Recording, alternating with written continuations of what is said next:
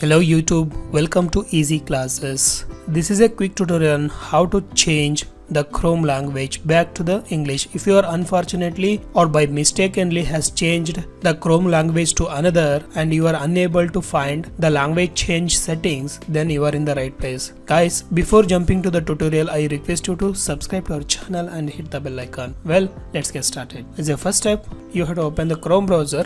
So once you open the Chrome browser, you can see, so I have selected the other languages unfortunately and by mistakenly, and if you go to the settings, there you can see the all menus has changed. I'm unable to read these. So if you want to set the language back to the English, then we can easily do that. So once you open the Chrome browser, just find the three dots here on the top right corner, click on that, and from the last option select the third one, that is settings. Click on that. Now from the last options in the sidebar, find the seventh option which is showing the globe icon. Select that. So this is the language tab. So once you selected that, from the top you will find a button. Select the first button, click on that. So there you can select the language. Just select the English language if you want to change to English, or you can select any other language. Let me select English Canada. You can select anything and hit